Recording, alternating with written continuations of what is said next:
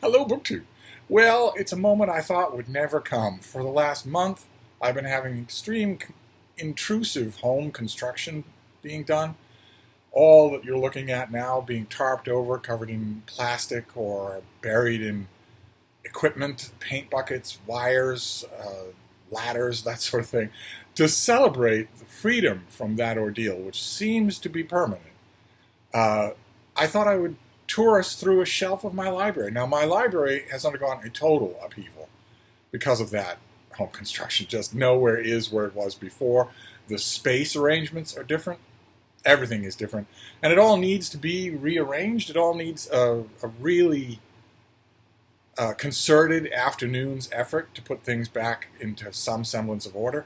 And there is no way for me to give it that concerted afternoon's attention because every afternoon for the next 20 days here in Boston is going to be 90 degrees Fahrenheit or more. Tomorrow, 95. Saturday, 95. Sunday, 100. So no way to do that. But we can at least go through a shelf and see what we have. I have no idea where anything is here, but I went to my favorite shelf, which has the wood, the border of the shelf is just plain like all the others, except it has one little beaver-sized indentation, a half-moon indentation.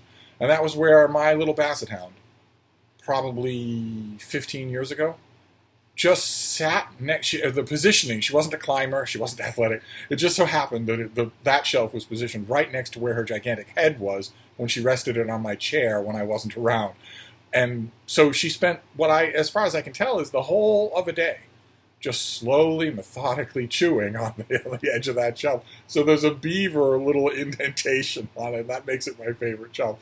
So we'll go through these, starting with, these are wedged in here. Probably the workers wedged them in. This is by Francis Russell, and this is The Shadow of Blooming Grove, the best book ever written about President Warren Gamaliel Harding. Believe it or not. Beautiful book, beautifully written, a really, really enjoyable account. Okay, I don't know what you're doing here. This is A Dance with Dragons, George R.R. Martin. This was snatched from a little free library and was probably just on, a flat surface somewhere, and someone grabbed everything from that flat surface and just shoved it wherever there was open space. Okay, then we have a really good book. This is The Presidency of John F. Kennedy by John Giglio. Not a long thing, but this is an intelligent, balanced assessment of Kennedy's presidency. There aren't many of those. You'd think there would be a lot of them, most consequential president of the 20th century, but there aren't a lot. Most of them are so draped in the kind of Morning Joe syrupy sentimentality that you can barely stand to read 2 chapters of them. And JFK would have hated them. And this next one is also the same thing. This is by Deborah and Gerald Strober, and this is The Kennedy Presidency, an Oral History. But it's heavily annotated, so there's a lot of good stuff. Those 2 volumes together are really good look at the Kennedy presidency. Okay, then we have something that I just got recently, no idea how it ended up here. This is Lord Birkenhead's biography of Rudyard Kipling, that was for a long time banned, censored by his family, by the Kipling literary estate, for reasons that pass my understanding. I have read the book. I found it recently at the Brattle and read it again. I do not see what's in here that the family would have objected to. If any of you has any light to shed on that, maybe feel free to tell me. I've been guessing at it for years. Then we have another great presidential book. This is In the Days of McKinley by Margaret Leach, who had Book of the Month Club and bestseller with her book Reveille in Washington. But this is a great big book about President McKinley President McKinley, I don't know if it's on this shelf. He recently had a big, really good new biography. It was just a few years ago. It didn't match this book in terms of eloquence. Margaret Leach is a beautiful prose stylist. But it was really good. I'd recommend both of them. Okay. All right, then we have My Island Home. This is the autobiography of James Norman Hall, who's one half of the author duo that brought you the Bounty trilogy. I think I found this up in Vermont, so it made its way down here somehow. It has the library covering on it, and it takes Hall all the way from small town Iowa. Very, very wonderful, slightly gilded memories of small town Iowa all the way through his writing career. Fascinating book, just fascinating. Okay, then we have a big old biography. When did this come out?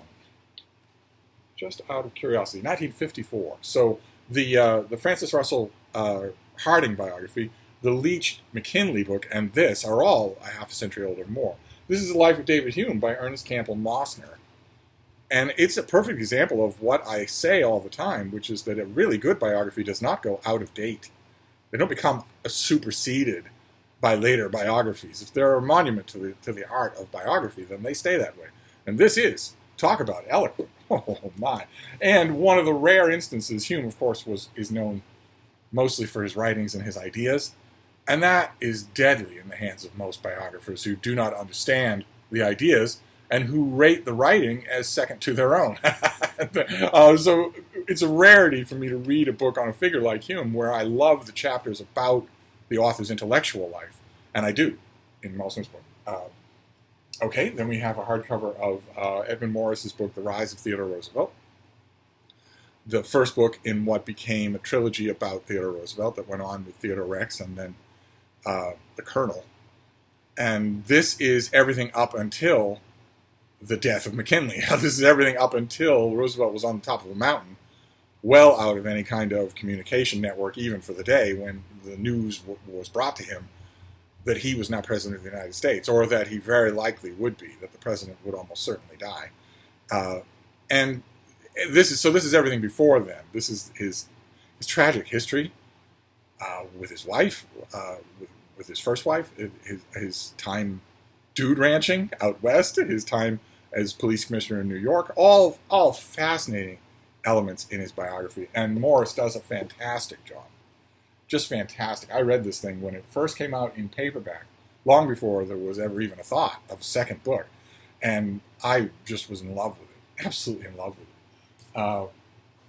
Okay, well, speaking of Theodore Roosevelt, this is his former best friend and successor in the Oval Office, William Howard Taft. This is Paulo Coelho's The Presidency of William Howard Taft. Very much a companion to the presidency of John F. Kennedy, very much along the same lines. Is it the same publisher? Yes, it is. They're both University of Kansas Press. And this deals intelligently with Taft's term in office, which not many books do. There is no big David McCullough-style Truman biography of Taft that's appeared in the last 100 years. Okay, all right, we'll hit a little vein here. This is a little biography, of a little look at the presidency of Taft by Lewis Gould. He's a very engaging writer on this figure. It's not long enough, not by any means, but... And, okay, I promise these all aren't going to be Taft books. This next one is by Jonathan Lurie. It's from Cambridge University Press, and it is William Howard Taft, The Travails of a Progressive Conservative.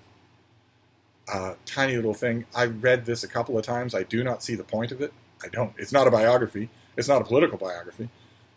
I don't really know what this is. A study of some kind, but mainly in the author's head, I think.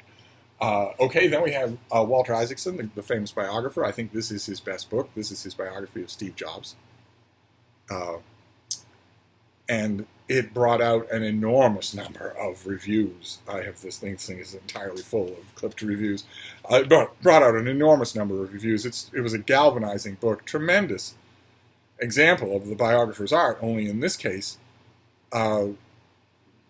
Isaacson was dealing with oral reports, primary documents that no one had ever seen, a figure who was barely in his grave. Those kinds of biographies, that kind of thing where you're writing about someone who's so recent, whose name is in everyone's mind, whose product is in everyone's pocket, you think ordinarily biographies like that don't work. They just don't work. There was famously a biography like that of Katharine Hepburn, where the author waited until her death was announced in the New York Times and then rushed the manuscript off to the publisher. Those don't tend to work. Biography tends to be fueled, at least in part, by hindsight. But this one does. Who knows what the next great Steve Jobs biography will be like. But this one holds its own, definitely. Okay. And then we have the last book here is Robert Asprey's Frederick the Great, The Magnificent Enigma. A great biography of Frederick the Great. There was a more recent one. There was one a few years ago that was quite good. Maybe even better than this, but this has a special place in my heart, as does its author. So this is always going to be my favorite. And I go back to this, which is kind of the mark of a biography. I like to go back to them, or I don't tend to keep them. And most of these were biographies. It's really just the George R. R. Martin that really doesn't belong here. But I'm not going to. I'm just going to put it back on the shelf. I'm not going to put it anywhere or set it aside at all, because that would be a piecemeal approach to a problem that needs a comprehensive approach. This whole library needs to be taken in hand, and I'm not going to do that during a heat wave. Absolutely not. Although I'm feeling a perverse desire to clean, to organize. I wasn't feeling that last week when there was no heat wave. Now I am. I don't know that it's actually. I don't know how many of you that holds true for, but it's reminding me of someone. I knew someone who was like that. Me Saint and Ma would always wait until either she was feeling poorly or until it was boiling hot to do a ton of work in the house and had to be talked out of it. And for the longest time, when she would do that, in my mind, in my heart of hearts, I thought, well, I am going to talk her out of doing it, but I think she's doing it just to get attention. And now, all these decades later, I realize beyond a shadow of a doubt that she was not doing it to get attention. I don't know what the reason was, but I can't be feeling this way to get attention, because there's no one here except me and my little schnauzer.